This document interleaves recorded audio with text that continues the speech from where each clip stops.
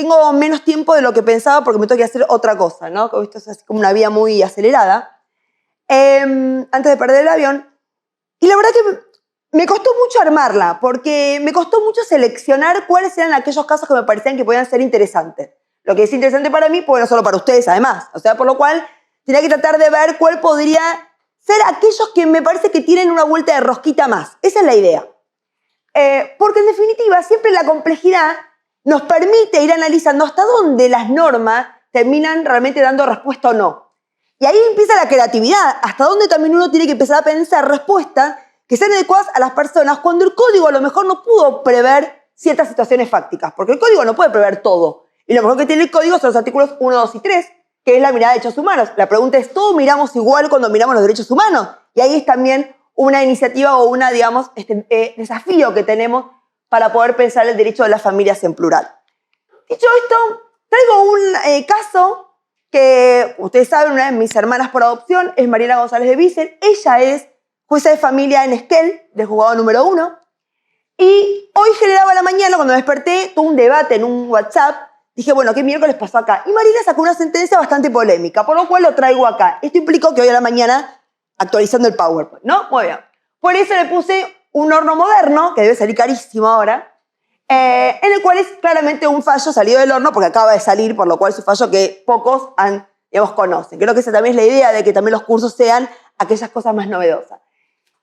Es un tema de filiación. ¿Cómo es el caso? Una persona nació en 1985, por lo cual tiene 38 años, 30 y pico, promovió acción de impugnación de paternidad contra su progenitor afín, o sea, el famoso reconocimiento complaciente. O sea, quien sabe que reconociendo no es claramente su hijo, sino que este señor es el progenitor afín, es la pareja de la madre. Muy bien. Pareja que sigue siendo la pareja de la madre, no es el ex progenitor afín. Porque acuérdense que el concepto de progenitor afín, la convivencia es importante. Si yo no convivo más, deja de ser jurídicamente progenitor afín. Que no quiere decir que no tenga que darle un rol socioafectivo, que le reconozca, pero no es técnicamente progenitor afín. ¿Me va siguiendo? Muy bien. Que nació siendo inscripto como Gonzalo P., reconocido años después por el señor A., se encargó de enfatizar que su genitor biológico se desentendió de su cuidado afectivo asistencial, siendo su padre de corazón el señor A, quien asumió su crianza brindándole todo lo necesario, o sea, quien lo reconoció. Vamos bien. Con el transcurso de los años supo que el señor A no era su padre biológico y recientemente afirma su madre produjo una impactante devaluación. Ella había sido víctima de violencia sexual por parte de su medio hermano y fruto de ese hecho resultó su concepción. Explicó que luego de esa noticia conversó con ese tío, quien le negó esa realidad, aunque accedió a la realización de la prueba de ADN en forma privada. O sea, el tío de él, digamos, es el padre biológico, pero sin embargo está reconocido por este señor que es con quien tiene un vínculo afectivo y aparte es el progenitor afín. Bien. Obtenido el resultado, se confirmó la historia relatada por la progenitora, generándole un fuerte impacto emocional. Indicó que aunque le generase sufrimiento, le urgía avanzar con la acción de impugnación para luego reclamar la identidad contra el genitor biológico. Esto de impugno, desplazo para emplazar. Que eso era lo que había dicho su abogada, ¿no? Para luego reclamar la identidad contra el genitor biológico y accionar por daños y perjuicios.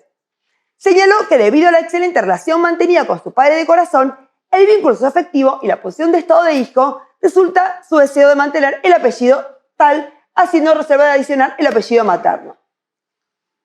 El señor, el progenitor afín, se allana. Sabemos que el allanamiento no es justamente un elemento, es un elemento de prueba, pero no es definitorio, porque es un tema de orden público. Muy bien. Y la prueba genética de exclusión también es otra prueba que viene justamente a demostrar. Ahora la pregunta que nos hacemos ¿es suficiente para desplazar la prueba de ADN? No. Acuérdense que el 589, en materia de filiación presumida por ley, dice que la prueba de ADN es una prueba, pero también puede ser siempre que sea el interés superior del niño. Acá es un adulto, pero la aplicación de que sea en beneficio de la persona sigue siendo aplicable por el principio pro homine. ¿Me va siguiendo? Muy bien. ¿Qué dice Mariela? Dice, voy a decir algunas cuestiones que me parecen centrales para digamos, dilucidar. Uno puede decir, es fácil esto. El tipo pide la exclusión, la impugnación de su propia afiliación, el ADN no da, le hago lugar a la acción. Mariela se lo va a rechazar. Ahora vamos a entender por qué. Cuando la persona ejerce su derecho a fin de que el Estado le reconozca una verdad que reviste calidad vital para ella, comprobada en el proceso respectivo, la respuesta jurídica debe ser la adecuada para satisfacerlo, entendiendo que no existen casos iguales, ya que cada historia debe ser tenida en consideración al momento de analizar el expediente. ¿Por qué es lo que empieza a analizar Mariela? Si yo le desplazo su vínculo afectivo con quien hoy sigue siendo su padre del corazón. Hay que ver si que cuando demanda porque realmente, digo, y eso lo va a excluir a él de no poder iniciar la acción de reclamación. ¿Me va siguiendo? Esta es lógica de plazo en plazo, pero es una lógica tradicional. Yo acá voy a ver si hace falta que desplaces para emplazar. El caso, artículo 1, porque acuérdense que el código arranca diciendo los casos. Al código le importa resolver la vida de la gente, de esta vida, de esta historia. No es de respuesta lineal, pues junto con una biología determinada, signada por la no coincidencia de lo genético, existe una vida, en rigor de verdad, 2 vidas o 3 si incluimos a la progenitora, donde la filiación, es decir, el aspecto vincular, se desplegó durante al menos 35 años, durante los que se desplegaron trato y fama de padre e hijo, ergo socioafectividad, ergo identidad dinámica. Ella vuelve a posicionar un concepto que cada vez tiene más fuerza en el derecho, como es socioafectividad. De hecho, en las últimas jornadas nacionales, ese fue el tema de la comisión número 7, y es tratado con la identidad dinámica, donde Argentina tiene un peso fuerte con la identidad por historia de desaparecido. Muy bien. Entonces, y además dice, ¿qué dice Leti, el equipo interdisciplinario? ¿Cuál es el impacto de él de haberse enterado de este abuso y que él nace de esa historia y que él ahora quiere ir a pedir daños y perjuicio? Él lo que quiere es ir a buscar una reparación en el afuera, que no hace falta pelearse en el adentro. ¿Me va siguiendo? No hace falta tener que hacer semejante sacrificio de impugnar. Ay, ¿cómo le vamos, estimada? ¿Bien? Muy bien. Entonces uno dice, ¿por qué va a tener que hacer semejante sacrificio cuando ya en realidad ya bastante es lo que él quiere ir a buscar, que es la reparación? O sea, la puede ir a buscar igual, sin tener que venir a impugnar. ¿Me va siguiendo? El objeto procesal en curso no condice con su aflicción, dice Leti, con su expectativa ni con su interés personal. Gonzalo no desea el dejar el apellido, digamos, ponerse el apellido o dejarse el apellido tal. Detrás de ese apellido, lo que también quiere seguir es tener el vínculo con él. Siempre se pone en el apellido el tema del vínculo filial. Quiere el apellido, no quiere el apellido, quiere el vínculo. Esto de que a veces hay que ver en qué peticiones uno disocia apellido de filiación y en qué otro, al decir apellido, está diciendo también filiación. Y acá dice, pues dicho apellido hace su identidad personal y social. Se observa que él estaría dispuesto a generar este movimiento por entender a partir del asesoramiento de su letrado. Resulta un punto de partida necesario para dar inicio a un reclamo posterior. El letrado le dijo, tenés que impugnar para después ir a reclamar. No se sugiere la continuidad de dicha vía legal de impugnación de reconocimiento por resultar necesariamente desestabilizante para él.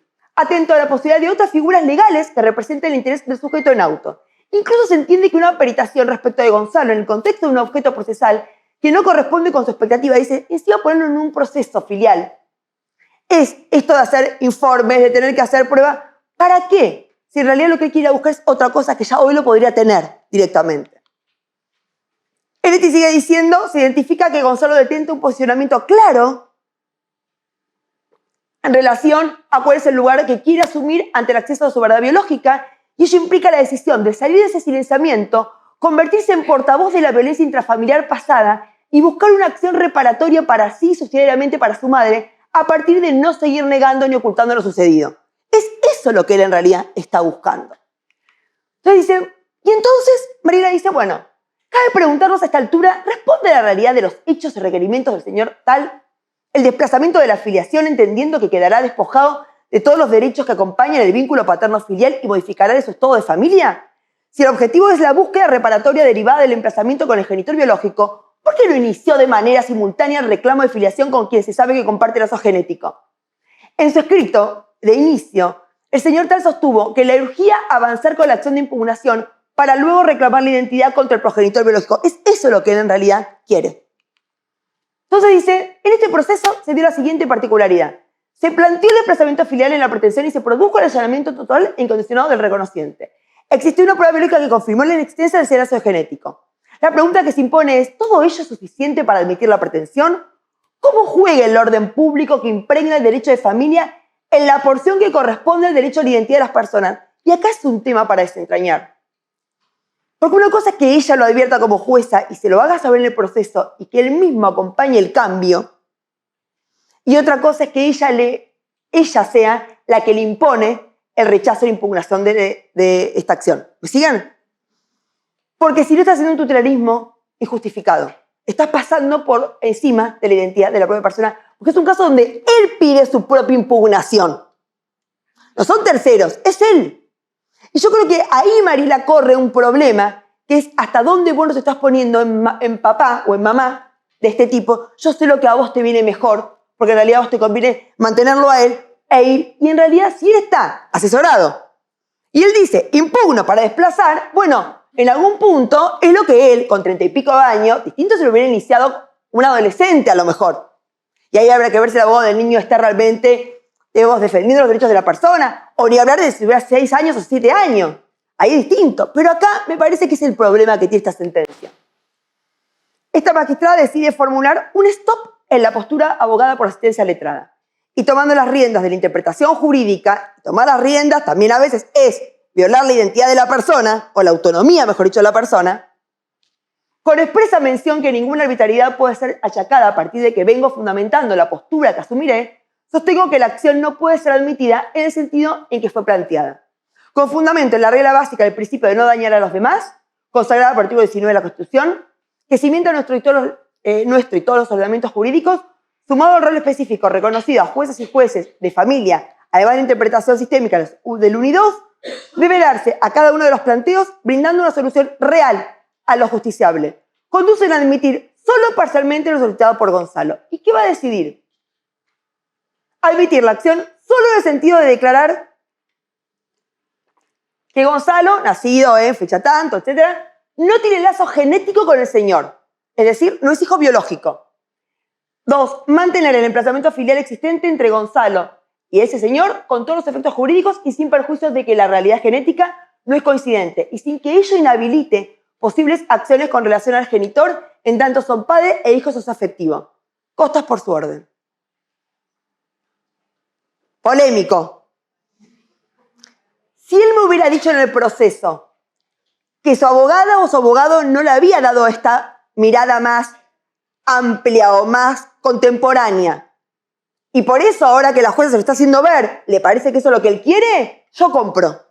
Me parece que está bien. También una jueza, un juez, que claramente lo que trata es de tener la mejor sentencia para alguien. Si vos le advertís que hay una mejor posibilidad de solución, está bien. Ahora, si vos no lo admitís, si vos igual se lo decís y sigue en esta postura, yo no sé si sería proclive a dictar una sentencia en contra de lo que el tipo quiere. Tiene 38 años. ¿Para qué le sirve? Porque no es, o porque si no, vos impugnabas la afiliación, deja de tener derecho hereditario, deja de tener, digamos. Pero con esa sentencia tampoco tiene ningún título habilitante para reclamar a él. Sí, tiene, ¿no ves qué le dice ella? Sin que ello inhabilite posibles acciones. Sí, obvio. Mariela, ¿qué dice? La tendencia más, no hace falta desplazar para emplazar. Porque cuando eso es efectividad, vos tenés que seguir emplazado, más allá de que vos puedas. Ahora, la pregunta que yo le hago a Mari es, ¿Mari apeló? Porque si el tipo apela, la Cámara se le va a revocar. Claro, porque no es lo que quería. No es lo que quería. Si vos apelás, tu intención es, vos le mostraste a ella esta posibilidad. Él no lo quiere. Bueno, tiene derecho a no quererlo. ¿Quién soy yo para imponerte lo que vos tenés? Ahora, que a vos te parezca que es mejor esto, yo entiendo. Se lo haces saber. No compra. Y bueno, ya está. Digo, somos distintos, tenemos historia de vida diferente. La jueza de él. Andás a ver en él qué quiere la reparación y bueno, está bien. Entonces, a mí, dale. Se vence el lunes. Le inicia un juicio, ¿no? Le va a tocar con la misma jueza, porque por ahí entra a otro juzgado a iniciar las acciones, no hace esa interpretación. Sí. También está en la sentencia, pero... Está bien, lo que pasa es que vos ahí, como segundo juez, ponen que sos el mismo, sí, tenés que respetar esto. Vos podés no compartirlo. Supongo. Harto de que se supone. Si quedó como cosa jugada y todo, pues ahí ese vínculo lo protegiste, ¿me seguís? en la próxima sentencia tenés que comerte esto, aunque vos no lo compartas. ¿Me seguís? Ahora, ¿Le puso plazo? no. Yo creo que si el tipo apela, es la señal que nos da, la sentencia es mala. Digo, la idea es buenísima, yo entiendo lo que ella quiere decir, digo, no, es alguien que realmente es superador. Digo, no, supera la media, eso está claro. Pero si yo me digo en términos reales, pensando en la persona, si el tipo apela, es que la sentencia no fue buena.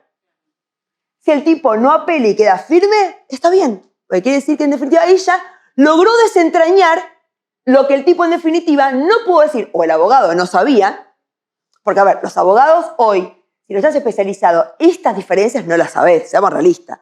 No, también se puede pasar que lo plantees y después no tengas esta mirada. Está bien, pero cuando vos lo planteás, ya ahí vos podés ser un lugar incómodo del juez. Acá es el juez el que te está diciendo, soy yo la que te estoy pensando en esta idea, ¿eh? El juez y el ETI.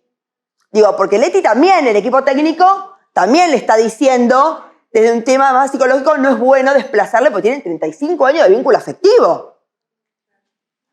A ver, la sentencia me parece interesante a los fines de poder, digamos, dinamizar esto, ¿no? Ahora, no quiere decir que automáticamente.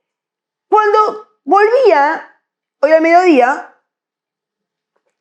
me pasan otra sentencia, por eso le dije a Flavia, espérame, bancame 2 segundos, que meto esto, porque también me hace traer un debate que tuvimos en La Pampa. ¿Cómo es el caso? Un tema de una sentencia penal, acá de una tercera, digamos, criminal de Resistencia Chaco, de este año, de julio de este año, filiación materna, apellido de la mina, o sea, de la madre. Al tiempo el tipo reconoce, sabiendo que no era su hijo, complaciente. Y hay un delito de estupro, el tipo abusaba durante la minoría de edad de la nena durante muchos años. Por lo cual, el caso llega a una condena. ¿Qué es la particularidad que tiene la defensora en el juicio?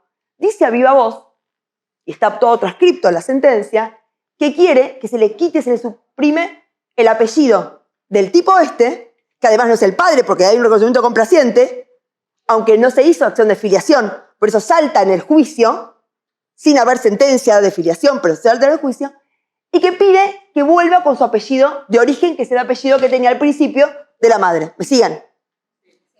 La gran pregunta es si puede un juez penal suprimirle el apellido derivado del abuso.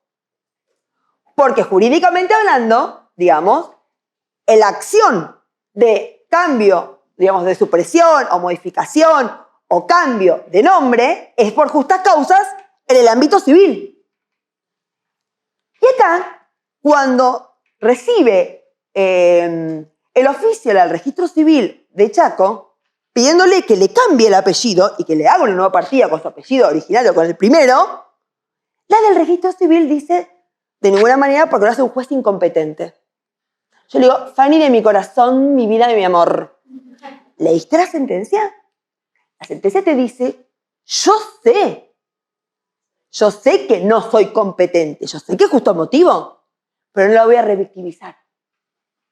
Me lo está pidiendo acá la defensa y la fiscalía. Ambos me están diciendo, y más la defensa con la chica ahí, presente y diciendo, ratifico todo lo que dice ella. Yo quiero que me saque mi apellido, con este tipo yo he vivido una historia de mierda, no quiero servir, para mí el apellido de él me trauma. ¿Por qué le vas a obligar a hacer un nuevo juicio de supresión de apellido cuando toda la causa y toda la prueba está acá? ¿Qué más vas a hacer en justo motivo? Porque en justo motivo, ¿cuál va a ser el antecedente? Esto. ¿Qué más tenés que hacer que no esté acá? Los informes están, que ya la verdad que está totalmente con un tema psicológico, que está traumada, que está esto. No hay nada más que hacer que esto. Entonces, ¿por qué le vas a iniciar un nuevo? Lo que pasa que lo bueno de la sentencia es que justifica muy bien el fallo de por qué lo hace en el proceso penal. Y por qué lo hace alguien que es técnicamente incompetente. Porque sopeso derecho y yo prefiero dar una respuesta real a la gente y no saber que después tiene que iniciar un juicio que en realidad va a ser lo mismo que hizo acá. Es más, una revictimización. Y eso implica una violencia institucional. Buenísimo. Por lo cual dije, si Fanny, vos no anotás el cambio, voy y te incendio el registro. Le digo, pero no puede ser, hermana, dale. No, le dije, no te contesto ninguna duda más. Porque siempre me llama. Bueno, digo, Fanny, dale. está bien justificado, no es que no te dicen. Y además, ¿quién es el registro para incumplir una orden judicial? ¿Qué te pasó?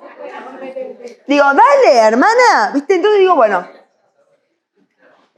acá, la verdad que la sentencia es buena. Las sentencias penales son enormes, son un montón de páginas, porque te cuentan cada hecho, cada cosa, horrible todo. Pero acá, tal necesita restituir su dignidad como sujeto encontrándose a la espera de una resolución que ordene y legalice aquello que produjo un arrasamiento de su subjetividad.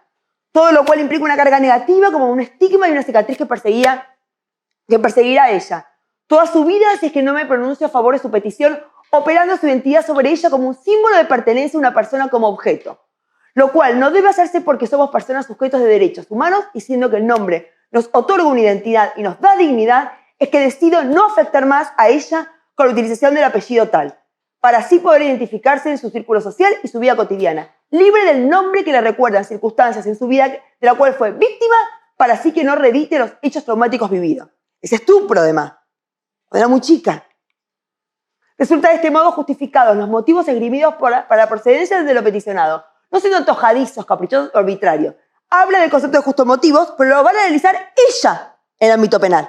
Esos artículos del Código Civil. Se ve al juez penal aplicando Código Civil, porque cita el 69, el 70 del Código Civil Comercial. Que la petición persiga el respeto del apellido, con lo cual se reconoce el de su madre en concordancia con los principios dispuestos por la Constitución, la CEDAW, Belém do Pará, 26485, violencia de género, toda la normativa, toda. Y encima también entiendo que en una interpretación armónica de las convenciones, de mi obligación constitucional de escuchar la petición de la víctima y no revictimizarla, direccionándola a iniciar un nuevo proceso en que se debe procederse en este caso y por las circunstancias particulares del mismo a la supresión del apellido paterno, subsistiendo en el acta de nacimiento respectiva la filiación paterna acreditada. Por todo esto de al revés del otro. O sea, acá lo que hacemos es disociar, o sea, sacar el apellido, lo que pasa que no le va a decir por el reconocimiento complaciente la impugnación del reconocimiento. Ya eso no llega. Hasta ahí no llega. Sí, al menos lo que pide que es el apellido. Digo, miren qué interesante, porque en definitiva vamos dinamizando, o sea, le hicimos bien al derecho. Yo estoy convencida, y más en los tiempos que corren, estoy convencida que le hemos hecho muy bien al derecho a verlo atravesado de los derechos humanos. Esta mirada distinta, mucho más flexible, que en definitiva es la respuesta. ¿Y por qué traigo esto a colación? Porque cuando hace unos años, creo que estaba acá, cuando me consultan, y por eso había traído el caso, era un caso de, sí. Cuando vos hablas de violencia institucional, yo pienso, a ver qué te parece, que podría traducirse en ahondar ese padecimiento psicológico de esta chica, que puede haber tenido un corte en el acto de inscripción. Si se hubiera tenido que hacer el trámite judicial civil, bueno, uno nunca sabe por ahí esos padecimientos psicológicos, esa espera que podría haber ocasionado. A ver, yo me refiero a violencia institucional con el rol de la justicia, para agravar situaciones de violencia. Si vos sabés que a ella hacerle iniciar un nuevo juicio implica seguir perpetuando la violencia, porque implica seguir reavivando todo de lo que ya está todo acá, vos también sos parte de un sistema que revictimiza. Vos no por ser poder judicial sos un poder distinto al Estado. Vos sos parte del Estado. Te digo, también en algún punto, vos advertir que un nuevo proceso terminaría violándole o terminándole agravándole la situación, también forma parte de un compromiso que ustedes para no ser parte de esa revictimización. Artículo 3, la definición que es buenísima del decreto reglamentario 1011 de la ley 26.485. Lo dice muy claro que implica la revictimización. En un caso, también de una chiquita que había sido abusada por el padre, había tenido sentencia que, acuérdense que automáticamente con el Código Civil Comercial, con la reforma que tuvo en materia civil, implica la privación de responsabilidad parental. Automáticamente la condena es como complementaria la privación. Muy bien. Cuando pasa eso, el defensor del niño provincial, Juan Pablo Medaca, hay 5 provincias que tienen defensor, digamos, del niño provincial, le pide al ministro de Justicia, creo que era Ben Susana en ese momento, que es senador, diciéndole, ordénele al del registro civil, porque depende de usted del Ministerio de Justicia, en La Pampa, de que le suprima el apellido de este padre abusador. Ahí Benzuzal le contesta bien porque le dice, yo soy administrativo, yo soy poder ejecutivo, no soy judicial. Y vos tenés acá un código civil y comercial que te dice que el trámite de justos motivos todo lo hace la justicia, no yo, ministro. Yo comparto tu idea. Y eso a nosotros nos vino la idea de poder modificar en el Código Civil la posibilidad que también evitar juicios de justos motivos cuando de la propia sentencia, del propio caso, te puede salir como accesoria la posibilidad también que haya una privación del apellido. Porque miren lo que pasa. Es cierto que una cosa es el apellido y otra cosa es la responsabilidad parental. Pero responsabilidad parental y apellido tienen una unión. Yo te privo de la responsabilidad parental, pero te dejo el apellido. Es raro. Es cierto que no puede ir automáticamente, porque a lo mejor es alguien que ya tiene mucho uso de su apellido. No tengo por qué también sacárselo. Pero por lo menos si me lo pide, poder hacerlo. Yo creo que esa idea también es una buena idea para evitar justamente un proceso. Como saben, tenemos el caso María Mariano. La semana pasada, la Corte Interamericana cita audiencia para leer la sentencia que es del 22 de agosto de este año.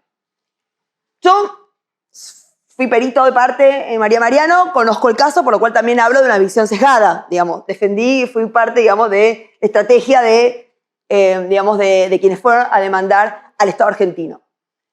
El caso María Mariano, no lo voy a tratar acá con mucha profundidad, es muy buena sentencia, son 71 páginas, no es para el fin de semana largo, digo, es para nada, pero hay que tener tiempo, tiene cosas muy buenas. Para mí la Corte lo que hace es reavivar, profundizar los principios que ya tenían en Fornerón, que algo también después en el caso de los hermanitos Ramírez Escobar también contra Guatemala, pero acá lo que hace es, y lo mejora, es porque acá son dos personas menores de edad. La madre menor de edad y el hijo menor de edad. Por lo cual acá tiene ciertas perlitas que son interesantes porque conjugan qué pasa cuando hay doble vulneración a ambos siendo los dos menores de edad. En Fornerón era mayor de edad. Por lo cual también tengo una limitación en aplicarte cómo hago el juego de Convención Americana, CDN, Comité de la CEDAW, Comité del CDN, porque ahí tengo más juego ahora porque tengo dos personas menores de edad. Bueno, básicamente ella tuvo un embarazo producto también de un abuso de un medio hermano, de un hermano unilateral. Una familia pobre, no había aborto en ese momento, si bien era un tema de ILE, no se había llegado al aborto, no importa. Lo cierto es que la hacen firmar sin patrocinio, sin nada, y por lo cual se enciende todo el legajo, todo, antes de que naciera Mariano, cosa que no está permitido en el derecho argentino. De hecho, está sujeto al nacimiento con vida. Por lo cual, bueno, podés empezar a activar, de hecho, los 45 días para el tema del puerperio, para que después no se anula la adopción. Por lo cual tengo la idea de que tiene que estar ya nacido para realmente evaluar ahí el vínculo. Muy bien. Acá Santa Fe hizo todo mal. Incluida la defensora provincial de niñez de Santa Fe, que hoy trabaja en UNICEF. Bien. Bueno, pobre, le erró. Y le erró muy fiero. Porque no es te comiste algo que puede ser sos humana. Erró fierísimo. Muy bien. Acá básicamente, bueno, el tribunal, digamos, la defensora provincial es la que ya presentó el tribunal colegiado un escrito en donde solicitaba el inicio del procedimiento del sistema de guarda con fines de adopción. De esta forma se inició el procedimiento caratulado tal, sobre la base del escrito firmado por María y su madre, la jueza de turno solicitó el registro. Todo esto antes de que naciera Mariano. De hecho, se internan María, ella, la nena, bueno, después adolescente, 13 años, y en el cuarto de al lado el matrimonio seleccionado para adopción. De hecho, ella no logra ni verlo y se lo llevan ya al matrimonio. Eso claramente estaba prohibido con el código anterior y con el código actual. Por eso la Corte nos pide, digamos como perito, que le demos como un panorama de nuestra legislación que era antes y ahora, para poder entender también durante el momento que legislación se aplicaba. Ante una solicitud de la representante del matrimonio, la jueza de familia ordenó por sí producto no motivado la entrega del recién nacido de este matrimonio y ahí empieza una guerra feroz en poder verlo. Hoy María y Mariano se vinculan. Mariano cree que es una amiga de la familia, no sabe que María es su mamá.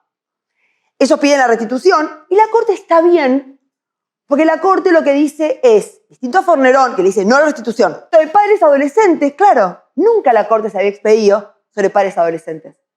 Del derecho, siempre en Fornerón, el derecho al padre a cuidar. En Guatemala, el derecho al padre a... Pero acá hay los padres adolescentes. ¿Y cómo la protección como políticas públicas a esos padres adolescentes para que puedan cuidar a sus hijos también?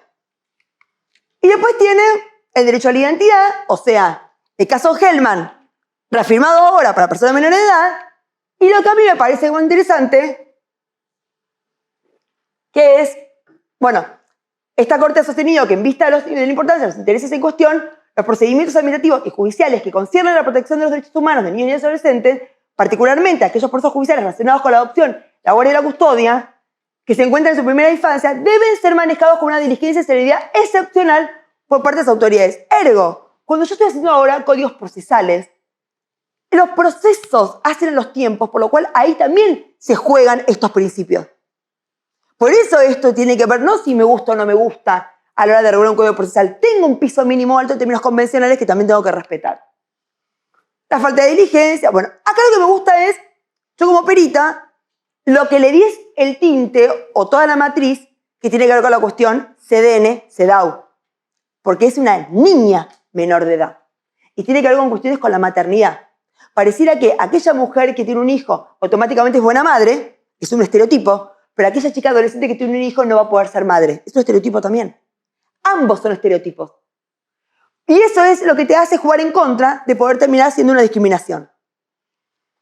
Y entonces acá la Corte dice, en el presente caso, esta Corte considera que María configuró distintas desventajas estructurales que impactaron en las decisiones que se tomaron en torno a su maternidad y finalmente su victimización. La Corte subraya que era una niña con escasos recursos económicos, embarazada y proveniente de una situación de violencia familiar. Estos factores de vulnerabilidad o fuentes de discriminación confluyeron en forma interseccional el concepto de interseccionalidad, que la propia interseccionalidad es la que hace ser una cuestión mucho más compleja en sí. Si vos no tenés en cuenta cualquiera de estas facetas, estás teniendo una mirada sesgada. Porque son todas las que hacen que ese caso sea la gravedad de ese caso. No podés dejar de ver ninguna de esas facetas, porque eso implica ver una mirada parcial o parcializada de la conflictiva. María fue objeto de violencia institucional y la Corte recepta el concepto de violencia institucional, que es lo que yo le digo a la Corte en la pericia. Mi aporte está acá, en decir algo distinto, porque Fornero ya estaba. El principio de preservación de los vínculos familiares, el tema. Lo importante es que no tenía acá, ¿qué era? CEDAW siendo menor de edad. Y acá dice, María fue objeto de violencia institucional por el trato que recibió en la maternidad. En efecto, tal como lo explica la perito en su declaración, impedir que un adolescente pueda parir acompañada de su madre, que la hayan encerrado en el cuarto de la maternidad sin que pueda ver a su hijo, que se la haya presionado para firmar un papel que dice decido libre y voluntariamente conforme al derecho que me asiste, y deseo firmemente que la guarda de adopción de este bebé lo ordene. Esto no se lo redactó tampoco ella, sin abogado. Alguien lo hizo, obviamente, también adultocéntrica, sin ningún tipo de apoyatura y acompañamiento psicosocial y tampoco jurídico, constituyen claros actos de violencia institucional. La Corte nunca había receptado un concepto de violencia institucional. Y me parece importante que la Corte también avance a hablar de violencia institucional por parte del sistema del Poder Judicial. Las circunstancias sufridas por María en torno a la maternidad de Mariano y relatadas por ella y su madre, no controvertidas por el Estado, encuadran dentro de lo que la CEDAW ha denominado prácticas nocivas. Las prácticas nocivas suelen ir asociadas a formas de violencia o constituyen en sí mismas una forma de violencia contra las mujeres y los niños y se fundamenta en la discriminación por razón de sexo, género y edad. Estas son las perlas que tiene el caso María Mariano, que hace que sea un caso distinto y más complejo. Repite mucho Fornerón, pero le suma también esta otra pata que tiene que ver con la CEDAW como un instrumento robusto que hace jugar con la CDN y con la Convención Americana de Derechos Humanos. Había violencia obstétrica y tomamos acá de lo del caso Manuela, que era caso Manuela de violencia obstétrica de adultas. Acá es todavía peor porque es violencia obstétrica a una niña, con lo que eso significa también. Y también esto implica fortalecer Belén do Pará, el vínculo entre la Convención Americana y Belén do Pará. Por lo cual habla de la reparación, la restitución, las autoridades competentes en el ámbito judicial interno determinan la guarda de la prestación jurídica de Mariano en un plazo máximo de 1 año. La Corte le pone tiempos. Porque el tiempo termina siendo el vínculo más fuerte entre Mariano con los guardadores. Y cada vez más difícil a María vincularse con su hijo. Esta es la realidad. Sí, una cosa es verlo como amiga, otra cosa es verlo como madre, lo que eso significa. Es más, esa mentira que se va sosteniendo, la Corte no puede decir. Entonces digo, tenemos un plazo, 1 año. O sea, no es que no está diciendo nada, está diciendo algo también la Corte Interamericana. Él tiene 8, ¿no? 7, 8 años. 14, 9, sí. Y a raíz de esa mentira, la corte no pudo entrevistarlo. O sea, no lo voy a entrevistar porque... Exacto. Exacto. O sea, nunca pudo ir el chico a la corte, aunque es una de las víctimas, porque claramente ir a revelarle, entonces tuvieron que sopesar, es mejor no escucharlo antes de decirle por qué viene acá. Con lo que significa que ellos estuvieron en Colonia, creo que fue las audiencias en el caso Fornerón. Perdón, el caso María Mariano. Siempre son en países que no es el país propio. Siempre la Corte Interamericana trata casos del país, del Estado. Primero, no firman los que son argentinos, integrantes de la Corte, y además de eso, no es nunca en el país en el cual tiene que...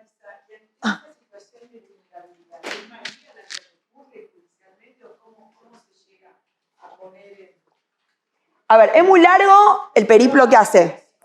Básicamente es la madre y María. Ahí la madre, siendo ella menor de edad, es la que sigue instando para verlo y además que se niega, que en realidad ellos nunca, que eso que firmaron, no lo firmaron sin ningún consentimiento, sin abogado, bueno.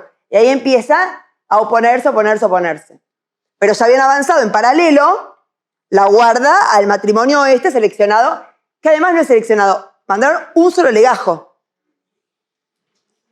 Y a mí cuando mandan un solo legajo... Y me parece, ¿no? Rari, diría mi hijo. Muy bien. Medidas de satisfacción, se ordenó la publicación de la sentencia, las garantías de no repetición, y después los daños y perjuicios, que son, digamos, la reparación pecuniaria, ¿no? La verdad que la sentencia es buena. Yo creo que la Corte Interamericana lo que hace es reavivar, reafirmar, consolidar lo que ya venía, su doctrina jurisprudencial en Fornerón y en los hermanitos Reveles Escobar, pero acá tiene ese otro plus, que al ser persona menor de edad, unido o transversalizado con CEDAW y lo que implica también Belém do Pará. Yo creo que ahí está la mayor riqueza que tiene este fallo. Vamos ahora a otro caso muy bueno, muy interesante, que es el caso que se lo mandé a Alba Rueda. Ustedes saben que Alba Rueda es la primera mujer trans que forma parte del Estado, digamos, una funcionaria trans del Estado argentino. Ella trabaja ahora en Cancillería, ella es la representante, digamos, de los derechos LGBTI, digamos, es lo que tiene que ver con la representación argentina en el extranjero. Y ella, Alba, hizo su trámite, digamos, para ser reconocida como mujer trans, pero pide que su certificado de bautismo también tenga esa modificación. Y ahí el problema es si no hay un límite. Una cosa es el derecho civil y otra cosa es el derecho religioso. Si yo puedo venir a pedirle al ámbito religioso que me cambie los papeles religiosos, por decirlo así. O si no hay un límite. Súper interesante el debate. La Corte nos cagó, para variar, una Corte, digamos, bastante compleja, porque no entienden, a ver, si vos admitís que hay una limitación, que los derechos humanos no están en todos los ámbitos, estás dando a la parte religiosa un ámbito, digamos, de exclusión del derecho peligroso. Porque eso quiere decir que la esclavitud, si vos tenés una nueva religión que son esclavos, bueno, yo no ingreso ahí. Y la pregunta de los derechos humanos son para todos y todas, sea religioso o no sea religioso. Entonces, eso implica también un piso mínimo más alto. ¿Me vas siguiendo? O sea, es interesante el debate. Y más para nosotros que venimos trabajando en la secularización del derecho hace mucho tiempo. Ahora que cumplimos 40 años de democracia y uno analiza nuestras grandes conquistas en el ámbito civil, en especial de familia, ha sido en pos de un avance de la secularización del derecho. Eso fue importante. Esos fueron los grandes avances que hemos tenido. Muy bien. Aquel caso es un caso de... Tampoco se conoce todavía, no está publicado, se va a publicar ahora en breve. Traté de traer casos que no están todavía en la palestra, digo, para que también sea interesante venir acá. Si no, para eso vamos y lo vemos en casa. Es un caso del juzgado de familia de Córdoba. Ellos tienen niñez y violencia, una forma para mí rara de distribución de competencias, que no me gusta en lo personal, pero no importa. Lo cierto es, la señora S denunció al señor K y a los señores tal y tal, que los hechos denunciados son consecuencia directa de una imposición del señor tal. ¿Quién es el señor tal? Es el imán o sheikh de la mezquita. Ella es musulmana, va a una mezquita, y cambió el sheikh. El sheikh es como el señor, o sea, es como el jefe de la banda, de ahí, no sé, el jefe de la mezquita, no sé. Bueno, no sé, jefe de, no sé, chicos, soy cero religiosa, ¿qué quiere que le diga? ¿No hace falta que le diga? Muy bien. No es el Padre Nuestro, nunca la vi, nadie me lo enseñó. O sea, no, la verdad no les voy a mentir. No tengo ni idea. Muy bien. El acatamiento de esas imposiciones por parte del resto de los nombrados, ¿qué había pasado? El agravio denunciado por la señora, que es violencia de género, es la imposición de este señor, del sheik, de la mezquita, donde concurre apartándose de las habilitaciones generadas a su respecto por el anterior sheik. El sheik anterior era más progresista y vino uno más conservador. Esto es, rezar sin barrera física entre los hombres y ella, como así también participar de otras actividades con los varones, como comer juntos tras rezar y conversar sobre religión en conjunto y consumir alimentos en conjunto. El sheik anterior lo permitía, el sheik nuevo lo prohibió. Ella dice que esa prohibición es una violencia de género porque a ella le restringe justamente derechos donde, en términos de estereotipos de género, cómo seguís replicando la idea de hombres por un lado y mujeres por otro. Acá, analizando después el fallo con Aida es de la idea de Marisa, que deje de ser musulmana y si no quiere que se vaya. Yo creo que soy de la idea de que me parece que hay un piso mínimo más alto y más cuando acá en este caso el sheik anterior había avanzado, por lo cual yo aplico el principio de progresividad y no regresividad, que no me parece un tema menor. Está bien, pero pero acá si perteneces, es a las reglas que vengan. Y no, porque ella te dice, yo venía acá bajo estas reglas, ahora me las cambia. ¿Y por qué? Si antes también yo era musulmán y venía acá, ¿por qué ahora me empeoras las reglas? ¿Por qué me toqué yo? En todo caso, vos no vuelvas para atrás. Esa es la tensión que hay. Bueno, la pregunta es, ¿vos tenés, la religión está por fuera del derecho? Esa es la gran pregunta que nos tenemos que hacer. ¿Qué sí es tolerancia y qué ya es violación de derechos humanos? ¿Qué pasa con el clítoris? ¿Qué pasa con esto, digamos, con aquellas comunidades que inician la actividad sexual de sus hijas siendo... Bueno, ¿eso forma parte de la cultura o forma parte de una violación de derechos humanos? Esta es la pregunta con el multiculturalismo. Ahí está la gran tensión que tenemos. El señor K expresó que en diferentes presentaciones, que como imán de la Asociación Civil Sin Fines de Lucro denominada Mezquita Islámica de Córdoba, nunca tuvo intenciones de discriminar a las mujeres de su feligresía, ni en particular a la señora Tal, quien no respeta el orden establecido por el sheik. Utilizó diversas justificaciones respecto a los motivos por los que se impuso la barrera física. Digamos, pusieron como una biblioteca en el medio. Al momento del rezo entre los varones y las mujeres, en la primera oportunidad, la división espacial entre hombres se justificaba por el COVID. Ahora, es que el mobiliario colocado durante... Ahora, también ese es un argumento falso. Porque en el COVID, son hombres y mujeres, contagian también los dos. No es que por ser mujer contagias solamente mujeres y por ser varones...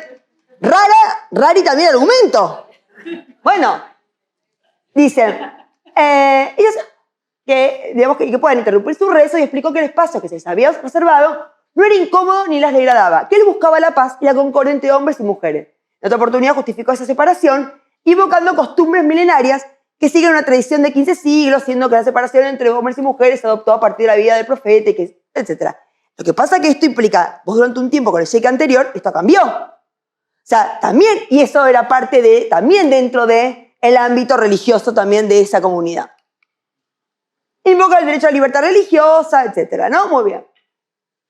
Había ya tomado medidas ella es la jueza, Wala, expresó el denunciado que debido a las solicitudes de los miembros de su comunidad debió prohibirle a la señora S asistir al rezo hasta tanto pida disculpas públicamente. O sea, por las medidas que tomó la jueza, se le volvió en contra del sheik, que encima no dejó ir, sino que además también tuvo un problema con la comunidad. Ante esta medida se le requirió desde este tribunal que cumpla lo dispuesto, lo que recurrió, y expresó que la mezquita era un ámbito privado de culto en el que el Poder Judicial no tiene injerencia. Y esta es acá la clave. ¿Qué dice la jueza? Es importante registrar preliminarmente que es posible que otras prácticas de otras religiones puedan ser objetadas por desconocer uno o varios derechos que les existen a las mujeres. En lo que nos ocupa, aquí se trajeron a considerar estas prácticas concretas de esta religión concreta en esta mezquita concreta. Ella dice, yo no quiero que se tome esto para el resto, porque sabe que esto trae cola. Porque en general muchas religiones, o las religiones, tienen un problema con el género terrible. Sí, tener los menonitas. Bueno, pero por ejemplo, cuando uno va, yo me acuerdo, cuando uno va al sudeste asiático y ven el mar hermoso, ellas salen con todos esos trapos que lleno de agua que les va a... Y ellos salen de mallita, ¿no? Dale. Hay como una cuestión... porque no es igual, no es que ambos se tapan. Ellos están como... ¿no? Y ella sí. Hay una visión de perpetuar la religión también, el sometimiento de las mujeres, lo que eso implica. Por lo cual la cuestión de género y todos los derechos de género claramente viene a poner en tensión a todas las grandes religiones. O a las importantes. Eso es seguro. Entonces acá la jueza dice, yo voy a dictar sentencia en este caso. Es como que abre el paraguas para decir, bueno, no crean que después esto va a ser para que otros vengan acá a pedir. Se encuentran en tensión derechos consagrados en nuestra Constitución Nacional que gozan de idéntica jerarquía. Por un lado, el derecho a profesar libremente su culto, artículo 14, la libertad de conciencia, artículo 19, invocados por ambas partes de este proceso, y el derecho a la igualdad consagrado, artículo 16, y la Convención Belén do Pará, 26485, y la Ley de Violencia de Córdoba. Entonces, dice, el punto a debatir, trataremos de deslindar si corresponde a quien suscribe expedirse e interferir frente a las imposiciones del señor K como imán de su comunidad religiosa en lo que es materia de denuncia. Volver a colocar una barrera física biblioteca entre el lugar de rezo de las mujeres y el lugar de rezo de los hombres, como así la prohibición de continuar conversando, ingiriendo alimentos varones y mujeres en común luego del rezo. Esto es lo que yo voy a decidir. Estas valoraciones se realizarán sobre 3 ejes. Los 2 primeros respecto a los estatutos, los derechos que las partes alegan a su respecto. Y el tercero como el Estado, en este caso por intermedio de los servicios de justicia, si debe gestionar la mayor expansión posible en la vigencia de los alegados derechos. Puede ser lo del Poder Judicial, en definitiva en expandir los derechos incluso dentro del ámbito religioso. Porque en definitiva estás cambiando, o por lo menos estás volviendo en el YEC anterior y en el YEC actual una puja de derechos más amplios o derechos más restrictivos, dentro incluso de esa comunidad. En el caso bajo estudio, ambas partes invocan su derecho a profesar libremente su religión. Muy bien. El hecho incontrovertido y de vital gravitancia en las presentes es que la señora S, antes que las circunstancias se modifiquen por cuestiones sanitarias, bajo la orden del imán anterior, concurría a rezar junto a su pareja los días viernes y no era separado por hombre. En el mismo sentido, luego del rezo compartía con otros espacios, con los hombres que asistían a rezar e incluso hacía uso de la palabra. La CEDAW, la Convención de Belén do Pará, en sus diferentes formas, insta a visualizar a las mujeres como un grupo históricamente relegado y obliga a los estados a adoptar medidas apropiadas para modificar los patrones socioculturales. Y acá dice, incluso cuando dice en las esferas, dice, en todas las esferas, política, social, económica o cultural, para asignar el pleno desarrollo de la mujer con el objeto de garantizar el ejercicio y goce de los derechos humanos y libertades. Acá dice, no habla de la religión. Sin embargo, en otros ámbitos sí habla de la religión. La recomendación general de esa CEDAW, que es la interpretación dinámica, ahí sí empieza a abrirle y dice, los estados partes deben desalentar decididamente toda noción de desigualdad entre el hombre y la mujer que sea firmada por las leyes, por el derecho religioso o privado o por las costumbres y avanzar hacia uno en que se le retiren las reservas. O sea, la propia recomendación de la CEDAW hace una interpretación más amplia de las categorías protegidas por la CEDAW. ¿Me siguen? Por lo cual, si uno ve el comité, que el comité es el órgano de interpretación dinámica, yo voy a repensar que esa CEDAW tiene también la cuestión religiosa. Lo que pasa es que ahí mencionó algunas meramente enunciativas, que no quiere decir que no haya otras esferas que también tengan que ir contra los estereotipos de género. La recomendación general 35 sobre violencia por razón de género, que modifica o por lo menos actualiza la 19, se trata de una obligación de carácter inmediato, las demoras no se pueden justificar por ningún motivo, ya sea económico, cultural o religioso. Miren como las recomendaciones generales sí hablan de lo religioso, sí avanza, sí tiene una mirada más progresista al respecto. Porque muchos países que incluso han ratificado la CEDAW, incluso son países religiosos. Ampliar el ejercicio de sus derechos a rezar sin una barrera física entre los varones y ella compartir las conversaciones y alimentos. Luego del rezo en pie de igualdad con los varones, desarrolla progresivamente el ejercicio, por lo cual habla del principio de igualdad de progresividad y no regresividad, que también lo aplica. El señor K no ha podido dar cuenta de un argumento que permita superar el escrutinio restricto que impone la categoría sospechosa, ni ha podido justificar con razones suficientes el peso al volver a las antiguas prácticas. Por lo cual, acá habla de si el señor K, durante la tramitación de esta causa, en frente a la suscripta, incurre en violencia de género contra la denunciante por desplegar estrategias estigmatizantes en contra de esta, por defender judicialmente sus derechos adquiridos, indirectamente obstaculiza el acceso a justicia. Incluso el comportamiento, porque aparte acá la jueza dice que él en la audiencia a ella no la miraba y solo se dirigía a su abogado para que le diga a la jueza. Una mirada estereotipada también contra la mujer que es jueza. Por lo cual dice, si me pasa a mí y me siento yo violentada, si imagina también lo que pasa con la denunciante. O sea, usted me está dando a mí la pauta de que claramente usted es un violento. La actitud del denunciado respecto al Estado en general. El señor Cano registra una jerarquía del Estado argentino, intermediando las pretensiones en tensión respecto a la comunidad religiosa a la cual pertenece, a tal extremo que ante las reiteradas peticiones en torno al domicilio y citación del denunciado, el imán no accedió a informarlo bajo argumentos inconsistentes. Esta falta de colaboración nos permite visualizar su predisposición subjetiva ante un conflicto comunidad religiosa y Estado laico en el que no registra el segundo por sobre el primero. Se refiere ante todo a la investidura de la jueza de la causa en particular. En este punto es oportuno referirse a las instancias de audiencia, siendo la oportunidad procesal esto que yo les conté recién. Muy bien. Hola, Lu. El denunciado exige a su favor y de su grupo tolerancia. Ahora dice, bueno, la pregunta es el límite de la tolerancia. Por lo cual, como ustedes ven, la jueza va a hacer lugar y va a ratificar las medidas adoptadas para que este sheik vuelva otra vez a las pautas del régimen anterior que tenía. Miren qué interesante porque, bueno, uno creía cuál es el límite de los derechos humanos. ¿Es lo religioso un límite? Y bueno, este fallo te dice que no, que es contrario a lo que uno lee en el fallo de la Corte en el caso Alba Rueda. Muy bien. Hablando de situaciones conflictivas, no tengo ni idea de la hora que es. Bueno, vamos entonces apurando. Tengo un fallo acá que fue muy polémico, que es un fallo que yo no me gusta, por muchas razones. Ahora vamos a analizar por qué. Una ILE,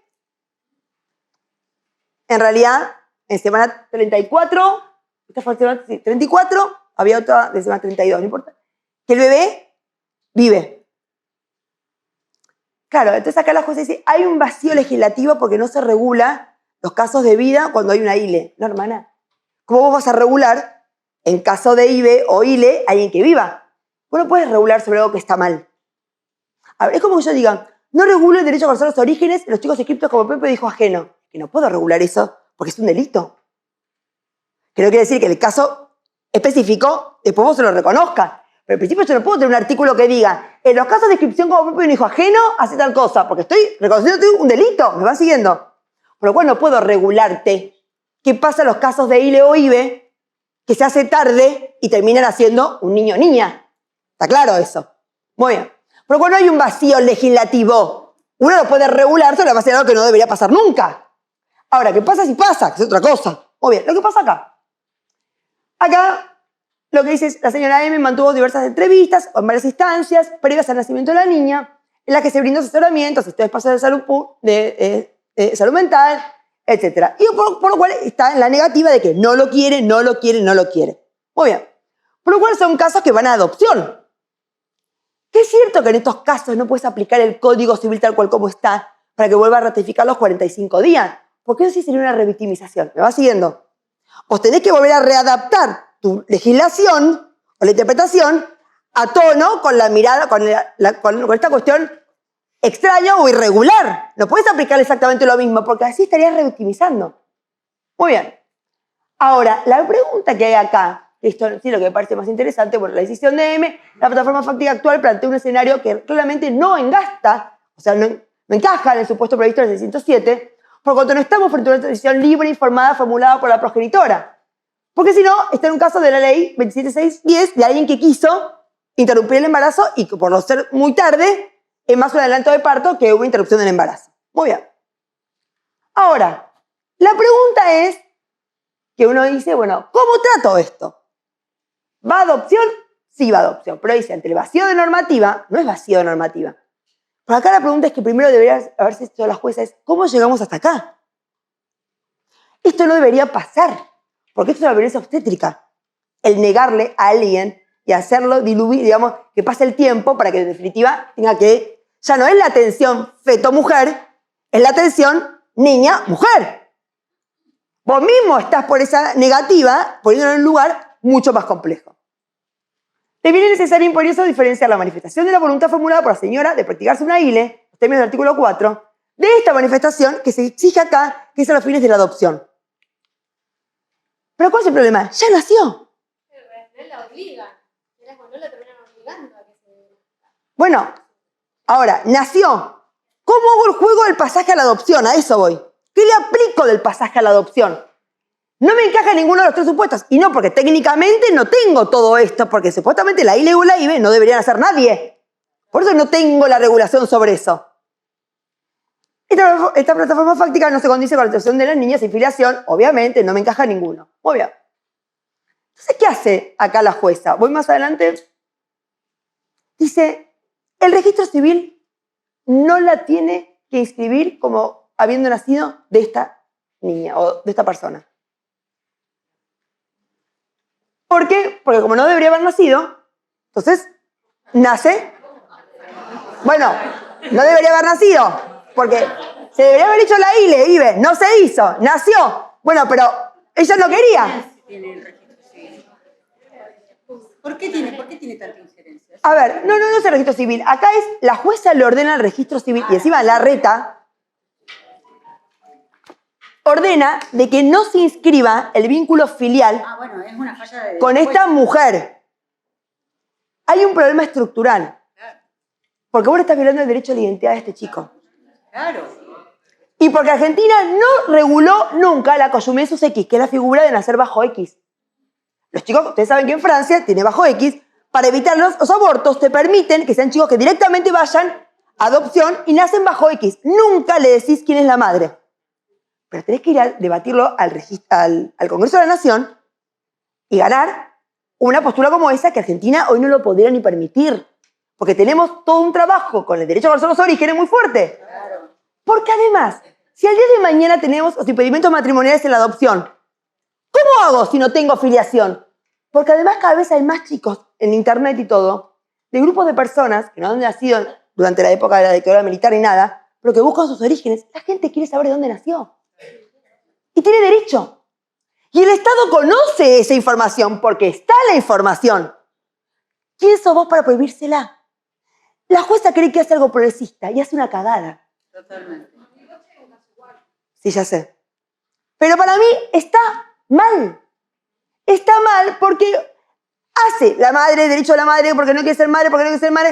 Va a adopción directo. De hecho, si querés, no la llames a los 45 días. Está bien. Pero no inscribirle la filiación y nacer bajo X, o sea, en blanco, la filiación materna, vos le estás violando un derecho a la identidad. ¿Quién sos para violárselo? Y el día de mañana cuando el chico quiere realmente, buscar sus orígenes, saber de dónde viene, tiene derecho. Y el Estado no se lo va a proporcionar. Por lo cual, esta sentencia, que nació siendo progresista, cayó en un falso progresismo, porque no es nada más mujer, mujer, mujer, mujer. Eso sí te pasa la autodeterminación cuando estás en aborto. Y además, en aborto te das hasta semana 14. Estás en semana 20, 25. El aborto no se permite cualquier semana si no hay causa. Por lo cual tu autonomía y tu libertad tiene un límite también, porque estás sopesando derechos. Por lo cual, y si ya nació, acá tenés, te guste o no te guste, una niña que tiene derecho a tener su filiación inscrita. Ahora, que no va a ser la madre, jurídicamente hablando, porque va a ser una adopción, está bien, tiene filiación materna. Hay que sea ella quien va a maternar y quien va a tener el rol de madre es otra cosa. Pero la filiación, como dato estático, tiene que estar. Por lo cual yo creo que ella incurre en la inconstitucionalidad del 565. De locos. Cuando encima nadie se lo pidió. De oficio lo hace. ¿Quién se le ocurrió? Inventan. Y además la gran pregunta es, a la niña, ¿qué le está sumando y restando? Le está restando su identidad. Y a la madre, su historia es su historia, en todo caso, una guerra con salud, que no le permite hacer el aborto. Pero contra salud, que te puso en ese lugar. Porque ella ahora también, a la adopción va a ir seguro, por lo cual ya está. Y además a ella, ¿qué le jode estar en esa partida si después con la adopción es una nueva partida con el nombre de los padres adoptivo? Hace el fin de conocer los orígenes. Digo, me parece que hay que siempre sopesar, y no es lo mismo aborto, que es feto, persona, autodeterminación, y la otra es ya nació. Y es más, es la progresista, pero no en el ámbito de salud, para que esto no pase más. Y que nunca más venga un caso de esto, porque esto es una mala praxis. Y da derecho a daños y perjuicios contra el ámbito de salud. De eso nada dice. A mí este fallo, que este era uno de los casos que tenía el concurso de familia, aclaro ya que estamos, el que no salió, zafaron, en el cual claramente, los derechos vulnerados siempre hablan de la libertad sexual, la mujer, y el principio pro homine, la protección especial, se olvidó de la niña. Te gusta o no te gusta, tenés dos sujetos de derecho, la mujer y la niña. Muy bien. Además, miren cómo termina el resuelvo, ¿no? Es un delirio todo. Perdón. Declara la actuación de adoptabilidad de la niña en virtud de normal del artículo 607 y B. ¿Qué dice? Los padres tomarán decisión libre e informada de que el niño o niña sea adoptado. ¿No me dijiste vos que no hay que escribirla? Claro. Y ahora me decís que ese es el inciso que está aplicado. Hay una contradicción enorme. Declara la aplicabilidad del 565 en la parte que dice en la determinación de la maternidad, en la filiación por naturaleza, la autoridad se establece con la prueba del nacimiento y la identidad del nacido. Hay una contradicción. Ni aplicás el 565, o sea, no hay maternidad. Pero después aplicás el 607 y inciso B. La madre dice, es rarísimo esto. Bueno, está mal. Muy bien. Vamos. ¿Qué hora es? Menos 10. Bueno, ya, esto es chiquito. Muy bien. Hemos avanzado muchísimo. Yo creo que también gracias a dar una mirada revolucionaria del derecho de las mujeres y de los feminismos, justamente en el ámbito del derecho general, el reconocer que el incumplimiento alimentario no es solamente un incumplimiento y una violación de derechos de la infancia, sino también de las mujeres. Por lo que eso implica también en un montón de cuestiones. Esto de tener que ir a... Alguien banca la olla. Alguien, digamos, todos perdemos. Mi hijo y yo. Y no es que es mi hijo versus yo. Ambos formamos parte de la misma mirada sistémica, también de la misma familia. Por lo cual, el avance que hemos tenido en materia de violencia de género económica ha sido, por suerte, y eso hace también y demuestra que nuestra ley 26485 ha sido una gran ley, que ha dimensionado, que ha, digamos, ampliado, que ha flexibilizado también una mirada más rígida que teníamos antes en materia alimentaria. Obvio. De hecho, hasta lo económico, en términos también profundos, porque no es nada más que alimento. Es alimentos y vivienda. De hecho, en el ámbito del derecho de familia, la visión clásica de tenemos derechos personales y derechos patrimoniales. Tanto alimentos como vivienda son mixtos, parte personal y parte patrimonial. Tiene ambas partes. Hemos tenido casos de atribución de la vivienda donde no es nada más lo económico, sino, por ejemplo, es una persona con discapacidad conoce mucho ya su departamento, su casa, porque ya tiene las dimensiones, por lo cual para esa persona, esa vivienda tiene mucho más que lo económico, que todo un desarrollo en su hábitat de alguien con discapacidad, con lo que eso significa. Por lo cual, la vivienda es mucho más que lo económico. Muy bien.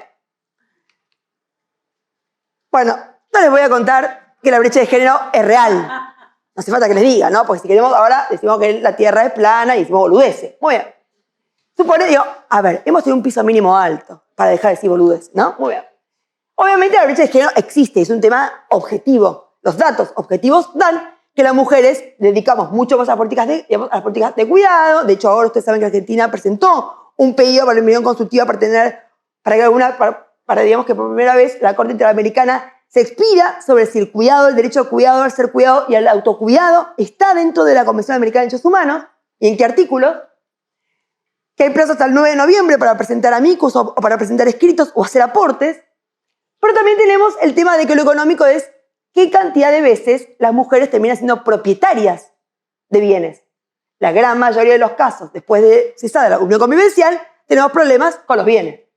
Suelen estar a nombre de los tipos y no de las mujeres. Y ahí tenemos los problemas de, como no tengo un régimen de comunidad, que es protectorio en definitiva, bueno, tengo todo un problema de cómo hacer para reconocer derechos sobre esa vivienda, o esos inmuebles, o esos bienes. Muy bien. Y miren cómo acaba de recibir la tercera mujer en la historia de los premios Nobel en economía, justamente alguien que profundiza, analiza, investiga el tema de la brecha de género. Por lo cual, tan mentira no es que le dieran un premio Nobel. Muy bien. Dicho esto, tengo acá un fallo muy interesante de mi amiga, y con eso sí voy a terminar por un tema de tiempos, que también, vuelvo otra vez, tiene la subjetividad de, digamos, de ella y de los camaristas que son la alzada. En general, a los varones clásicos, la cuestión de género les da por él. Detesta eso. Porque en definitiva es una mirada revisionista de sus propios privilegios. A nadie le gusta enfrentarse con un espejo que no te dé la imagen que vos hubieras querido tener, porque es una imagen interpeladora. Implica también repensarte como vos mismo, digamos, tenés que dejarle espacio a otras, porque la paridad también, digamos, hay un montón de cuestiones a revisarse para los varones. Como una cuestión, los varones tienen perspectiva de vida menor que las mujeres. El feminismo le hace bien también a los varones, porque la igualdad real implica que ambos tengamos la misma calidad de vida, la misma perspectiva de vida. Hoy los varones mueren antes que las mujeres. Es estadísticamente hablando así. ¿Por qué? Porque la presión de lo, digamos, social, de lo económico, hace que justamente eso tenga una repercusión en el cuerpo, en lo físico, y por eso los varones mueren antes. Analicen la perspectiva de vida, 72 años a 76, varones y mujeres. Muy bien. Por lo cual, hay algo también que le hace bien al feminismo a los varones, en términos de igualdad. ¿Cómo es el caso? Esto es real. Digo, esto es real. Por muchas razones, pero digamos, a mí me parece que en algún punto, en términos de igualdad real, tenés muchos datos que te hacen ver que hay una desigualdad clara. No hay que ser Einstein, en muchos números. ¿Cuántos presidentes varones han tenido en el colegio de abogados de acá? ¿Cuántas mujeres? Bien. ¿Cuántos ministros, cuántas presidentas o ministras de corte han tenido? Ha sido la gran mayoría varones. ¿Cuántos rectores o decanas en facultad de Derecho? Chicos, vamos. Los datos son elocuentes. Hoy en la Corte Suprema de la Nación tengo 4 chabones. Digo, es así. No hay mucha ciencia en eso. A medida que avanzamos, o sea, la pirámide va más arriba en términos de poder, las mujeres somos menos. Ahora, si las facultades de Derecho realmente hicieran un paro de mujeres para dar clase, las facultades estarían vacías. Porque las que realmente vamos a dar clase somos las mujeres. Las que somos jefas de trabajo práctico, las que somos ayudantes de segunda. Los titulares encima llegan a titular y no van más. Bueno, hay una práctica también que se sigue replicando. Muy bien, esto no es casualidad. Yo soy investigadora de CONICET. Yo me pregunto por la causalidad. ¿Es casualidad que esto siempre pasa así? Y no es casualidad. Hay una causalidad, una sociedad que sigue teniendo una mirada totalmente discriminatoria. Muy bien. Dicho esto, un caso de alimentos entre excónyuges, en realidad están separados de hecho. El señor ha solicitado la cesación de la asistencia alimentaria después de varios años de Código Civil y Comercial. Él había sido cónyuge culpable, en divorcio con el código anterior, y él seguía pagando alimentos, seguía pagando. En un momento alguien le habrá dicho, ¿pero por qué pagás? Este nuevo Código Civil y Comercial te dice que no te hace falta pagar más. Dejó de pagar. Pero además dice, cesar o en su defecto bajarlo al 10%. ¿Me van siguiendo? Porque esto es un dato interesante que Mariela recupera. Entonces acá el debate es, aplico en el artículo 7 del Código Civil y Comercial y por lo cual dice, automáticamente, como su obligación es periódica, con el nuevo Código Civil y Comercial, vos no tenés que pagar más nada, porque la causa fuente de esa obligación alimentaria ya cesó. Muy bien. Ahora Mariela dice, pero esperen. Yo veo que ella es una jubilada, yo veo que ella en realidad tiene gastos por enfermedad, porque ella es una persona grande, yo veo... Y además, él me dijo que en todo caso la bajaba a 10. O sea, él algo puede pagar. Él algo reconoce que ella tiene una cierta necesidad que ameritaría que él algo le dé. Lo que dice es, en atención a que el propio demandante consideró la posibilidad de que la cuota alimentaria pueda mantenerse, pero morigerando su monto, es de considerar la cuestión como de alimentos postdivorciales basado en una de las excepciones que tiene la ley, la carencia de recursos propios e imposibilidad. Ella le cambia por el una novit curia como que una situación fáctica, pues dice, si yo le rechazo, porque jurídicamente no hay más alimentos derivados del divorcio culpable, la dejo ella en situación de debilidad. Y yo como jueza no puedo no ver eso. Por lo cual lo que yo voy a hacer es reencausarte a que es un caso de alimentos por el 434 por la causal excepcional de extrema necesidad. ¿Y qué dice ella? Surge de la prueba, la asociación mental, etc. Habla de... y otra cosa también acá. Acuérdense que en esa causal, así las cosas, tengo por acreditaros exigencias legales que permiten fijar alimentos con posterioridad al divorcio. En tanto, los recursos propios de la señora B no son suficientes y carece de posibilidad razonable de procurárselo. Muy bien. O sea, dice, yo ahora voy a probar esa causal. Ahora, la perspectiva de género, su situación le expone a ser vista como una víctima más del sistema patriarcal, imperante que hoy además la obliga a exigir la continuidad de la existencia de quien, por su parte, tiene un ingreso jubilatorio 3 veces más alto que el de ella, adquirió 2 vehículos de la separación de hecho y durante la vida en común pudo progresar en su empleo, accediendo al sistema jubilatorio mientras la esposa atendía los requerimientos del hogar. La brecha económica que muestra las desigualdades entre varones y mujeres vuelve a mostrarse crudamente. 2 adultos mayores, ambos jubilados, ella percibe la tercera parte de él. Las mujeres ganamos menos. O sea, esto también lo veo acá. Muy bien. Entonces, ¿qué dice ella? Comprobar la necesidad de que el excónyuge, por carecer de recursos patrimoniales propios y ver reducida a un mínimo rayano con la existencia de la posibilidad de procurárselo, y esta idea de afianzar la justicia, lo que voy a hacer yo es fijarle alimentos. ¿Y cómo ella lo calcula? Bueno, dice, se tendrá en cuenta que el matrimonio se celebró en el año 1977. O sea, tuvieron 30 años, se divorciaron en el 2007. Y la asistencia alimentaria se extendió hasta el presente por término de 16 años. Él siguió pagándole esto por ser cónyuge culpable. Muy bien. Incluso después del Código Civil y Comercial, ¿no? El tiempo transcurrido desde la entrada en vigencia de la normativa que habilita la pretensión de cese no se computa. En tanto constituye, en todo caso, una liberalidad del proveedor de los alimentos. El señor no se asesoró bien, siguió pagando. Bueno, gracias. Aparte, los alimentos son irrepetibles. Muy bien. Pero no hizo antes la modificación que hoy pretendo estar. Por tal razón, debería proveer la prestación por el término de 14 años, porque es 30 años duró el matrimonio, 16. Ya pasó, ya pagó, vamos con 14. Muy bien. Ahora, este tipo de asistencia o auxilio basada en el principio de solidaridad familiar, subyacente se reduce lo necesario para la subsistencia. Entonces, no es el de extrema, no era al culpable para mantener el nivel de vida. Es menor esto, más reducido. Por lo cual yo que te voy a aplicar el 25% al 10%, que era lo que vos dijiste que podías pagar. Pero durante estos 14 años. Apela el señor. ¿Qué dice acá la Cámara? Una cosa. La jueza, para decidir cómo lo hizo, dio por sentada la fragilidad de la señora por la vulnerabilidad estructural que la condición de mujer que desplegó su actividad hogareña. La CUO presupone esta vulnerabilidad sin que exista indicio alguno que pueda dar cuenta de ello en razón de su género. Este está con Milei. A este lo promociona Milei. O sea, vive en otro mundo. Una cosa de loco.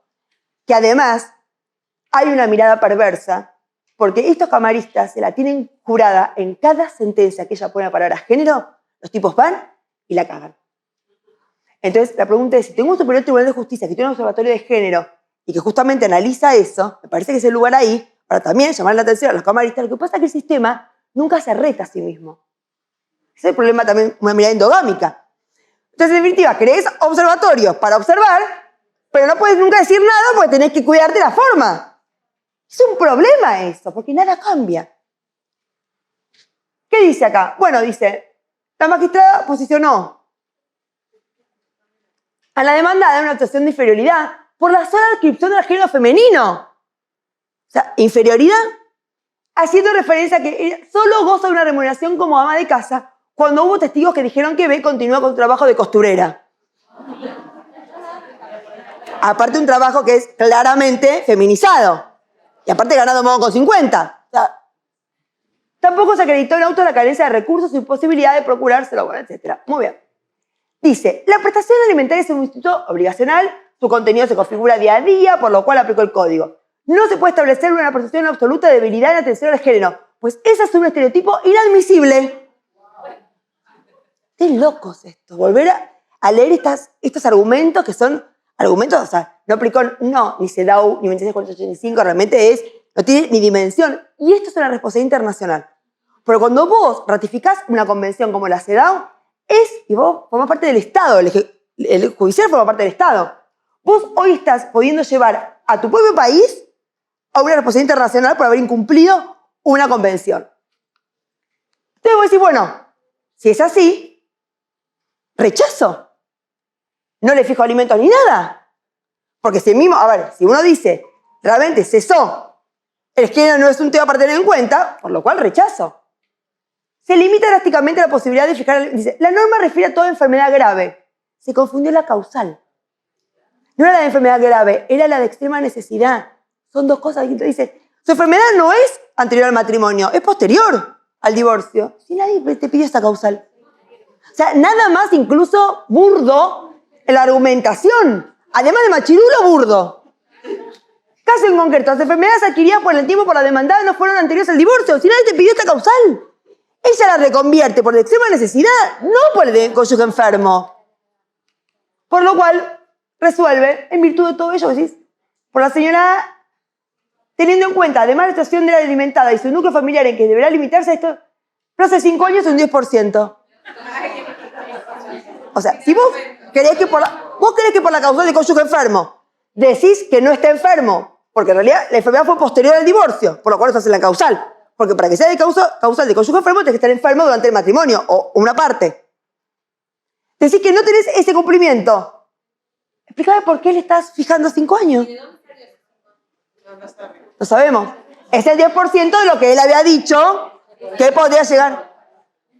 Ustedes se dan cuenta del razonamiento de que tiene esto, ¿no? Todo. El fallo es contra la jueza, porque termina claramente padeciéndolo la gente, porque es eso. Bueno, nada. El índice de crianza me parece que también ha sido un avance, tiene sus nuevas complicaciones en términos de qué pasa con una persona con discapacidad, un hijo con discapacidad, qué pasa cuando son 3 hijos.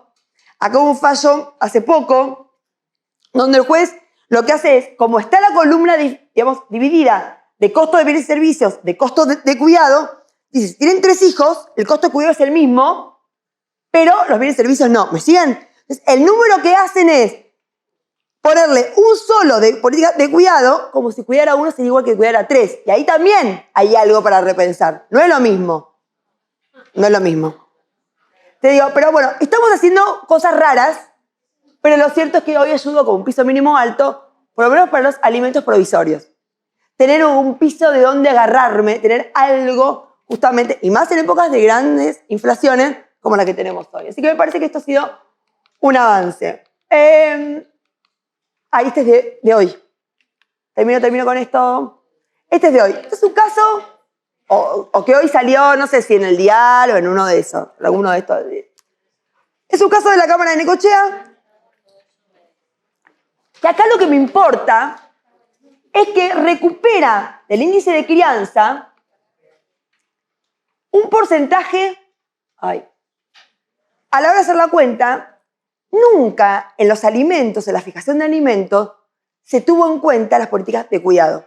Eso la dice, como lo tengo que tener en cuenta porque es un tipo que no aporta nada, no cuida nada, o sea que el 100% es ella la que está a cargo, yo tengo que computarle en la cuota esa otra mitad que él no colabora en el cuidado. ¿Me siguen?